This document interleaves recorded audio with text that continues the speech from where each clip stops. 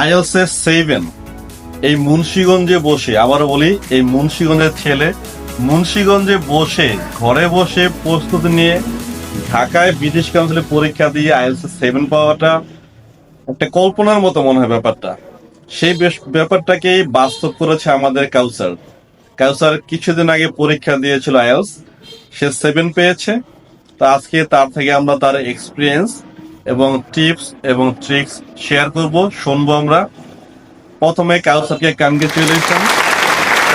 তোমার কেমন লাগতেছে? এবং তুমি আমার এখানে প্রস্তুতি নিয়েছিলে, আমি তোমাকে কিছুটা হেল্প করেছিলাম, কিছু এক্সপিরিয়েন্স শেয়ার করো, অডিয়েন্সরা শুনবে।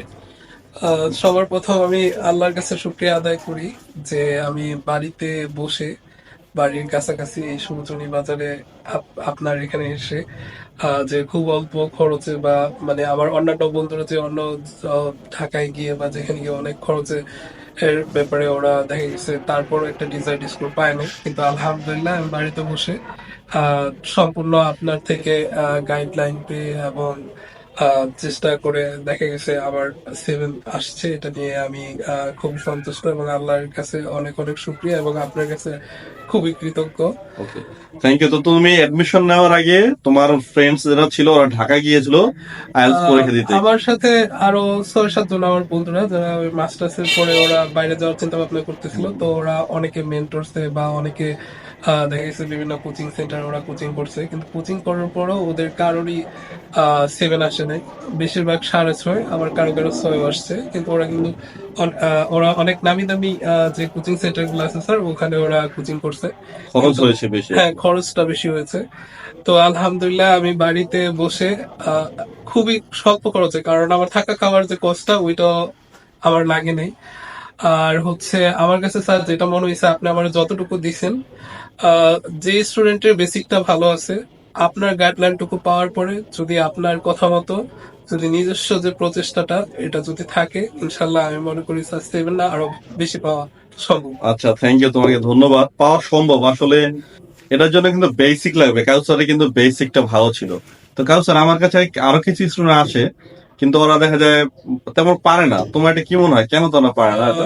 স্যার এটা পারাটা হয়তো স্যার চেষ্টার একটু ঘাটতি আছে। মানে ফাঁকি ফাঁকি দিছে। দিছে স্যার, এই ফাঁকি দেওয়ার কারণে যদি বেসিক স্ট্রং হয় স্যার, বা বেসিকটা যদি মোটামুটি লেভেলেরও থাকে, আপনার গাইডলাইন ফলো করলে যে কারোরই ভালো করা সম্ভব স্যার। তো এই ক্ষেত্রে যেমন আপনি আমাদের সবার আগে যেটা বলছেন যে এইগুলো ভোকাবুলারি গুলা একেবারে সিনোনিম অ্যান্টোনিম এগুলা মানে আপনার গাইডলাইন অনুযায়ী যথেষ্ট, এগুলো মুখস্থ করতে হবে, মেমোরাইজ করতে হবে। এবং হচ্ছে আইএলটিএসটা হচ্ছে মূলত যেহেতু প্যারাফ্রেজের খেলা, তো এই জন্য হচ্ছে যে ক্যামব্রিজের যে বইগুলো এগুলো আপনার গাইডলাইন অনুযায়ী প্র্যাকটিস করলে, আমি কিন্তু স্যার সময় বেশি না, 3 মাসে কিন্তু আমার বিষয়টা আপনার গাইডলাইন অনুযায়ী রাইট, রাইট। হয়েছে। তো আমি মনে করি যাদের বেসিকটা ক্লিয়ার করতে পারবে তারা অল্প সময় ইনশাল্লাহ হাতের কাছে অল্প খরচে ইনশাল্লাহ ভালো করতে পারবে স্যার। আর আমি বাস্তব উদাহরণ আমি হ্যাঁ, কাউসারে যেটা বলছে, যার বেসিক ভালো, যদি কেউ 3 মাস ট্রাই করে, ক্যামব্রিজের বইগুলো আছে, ভালো করে স্টাডি করে, then you can get your desired score actually. But কেউ যদি অ্যাডমিশন নিল কিন্তু সে ফাঁকি দিল, বাসাতে বের হলো যে মা পড়তে গেলাম, কিন্তু আসলে রাস্তাঘাটে দুষ্টামি হলো বা আসলো না, পড়া স্যার এটা আমার অভিজ্ঞতাটা একটু শেয়ার করি স্যার। হ্যাঁ। আপনি একটু কেমন আসলে? আছেন যে আমি কিন্তু স্যার পরীক্ষা না 1 মাস আগে দেওয়ার চিন্তা ভাবনা করছিলাম, কিন্তু 1 মাস আমি ফাঁকিবাজির কারণে কি করলাম, আপনি আমার যখন একটু ধমক দিলেন স্যার, আমি পরীক্ষাটা পিছিয়ে 1 মাস পর দিলাম স্যার। কারণ ওই যে ফাঁকিবাজিটা যদি আমি 1 মাস মানে ফাঁকিবাজিটা না দিতাম, তাহলে কিন্তু স্যার আমি 1 মাস আগে পরীক্ষাটা দিতে পারতাম। তো আমি আশা করি ফাঁকিবাজি না দিলে আমার যদি আরেকটু প্রচেষ্টা থাকতো, আমি এইখান থেকে স্যার আমি দৃঢ় বিশ্বাস করে আমার 8 পাওয়া সম্ভব স্যার। Right, exactly right. আরেকটা ব্যাপার কাউসার, আসলে আমরা সবাই জানি আইএলস স্পোকেন ইংলিশ, এগুলো একটু ভাষা ভাষা শুনি, কিন্তু আমাদের কিন্তু এগুলো কি, তোমার মনে হয় যে কোন স্টেজে এগুলো করা দরকার আর কি? যদি কারো ইচ্ছা থাকে আইএলস করে বাইরে যাবে, তাহলে মানে কোন ক্লাসের পরে এটা করা দরকার? অনেকে আছে অনার্স মাস্টার্স আমার মনে হয় স্যার এই করে। জিনিসটা মানে আমি যেমন অনার্স মাস্টার্স করার পরেই মানে ওই স্পোকেনটা ডেভেলপ করার চেষ্টা করছি। তো আমি যদি স্পোকেনটা যদি আমি এসএসসি পাস করার পরে স্যার যে গ্যাপটা মানে যে রেজাল্টের আগে 2-2.5 মাসের যে গ্যাপটা, ওই সময়টাতে শুরু করতাম স্যার, আমার কিন্তু স্যার 7 আসছে কেন, 7 আসছে আমার স্পিকিং এ আছে 6.5। আমার যদি স্পিকিং এ স্যার 8 তোলা কিন্তু সম্ভব ছিল যদি আমার প্র্যাকটিসটা বেশি থাকতো। ঠিক আছে, তো আমার কিন্তু স্পিকিং আগাইলে কিন্তু আমার স্কুল কিন্তু স্যার আরো বেশি চলে আসতো। রাইট, তার মানে কেউ যদি ধরেন এসএসসির পরে গার্ডিয়ান যারা আছেন তাদের কিন্তু বেশি শোনা দরকার যে এসএসসি পরীক্ষার পর যে সময়টা থাকে সেই সময়তে যদি অপচয় না করে সেখানে যে ইউটিলাইজ করার সময়টাকে অ্যাটলিস্ট ইংরেজিতে কথা বলতে পারে, এটা কিন্তু একটা ধাপ আগায় থাকে। দেন এইচএসসির পরে যদি কারো টার্গেট থাকে যে না আসলে বাইরে যাব, দেশে আসলে ভালো জব টব পাবো না, পাবো হচ্ছে না, এইচএসসির পরে কিন্তু আপনার আলাদা করা দরকার। অনেকে দেখা যায় অনার্স মাস্টার, যেমন তোমার ক্ষেত্রে কিন্তু লেট হয়েছে, তো এইভাবে একসময় হতাশা ভোগে, হতাশা। স্যার আমি কি একটু হ্যাঁ। সাজেশন দিতে পারি? হ্যাঁ, মানে আমি অবশ্যই। যেহেতু একজন টিচার, আমি রাইট। অনার্স মাস্টার্স করার পর এখন টিচিং প্রফেশনে আছি। তো আমার কাছে যে জিনিসটা মনে হয়েছে যে মানে বাংলাদেশে পড়াশোনা করার চাইতে ইন্টারমিডিয়েট পাশ করে গ্রাজুয়েশনটা বাইরের ইউনিভার্সিটি গুলো করা সবচেয়ে বুদ্ধিমানের কাজ। এবং বাংলাদেশে যত টপ লেভেলের ইউনিভার্সিটি হোক তার চেয়ে ভালো ভালো ইউনিভার্সিটিতে বাইরে অল্প খরচে করা কিন্তু সম্ভব। মানে বাংলার চেয়ে বাইরের আমেরিকায়, অস্ট্রেলিয়ায়, কানাডায় করা অনেক বেটার।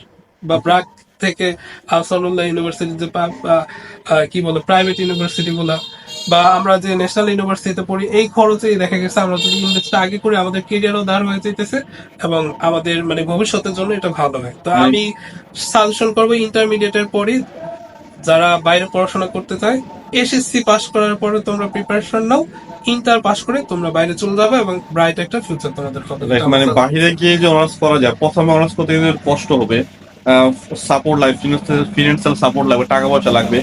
কিন্তু আফটার মানে after graduation you can settle your life over that country. So settle কিন্তু হয়ে যাবে, একটা ভালো জব, মানে লাইফস্টাইলটা ভালো হবে।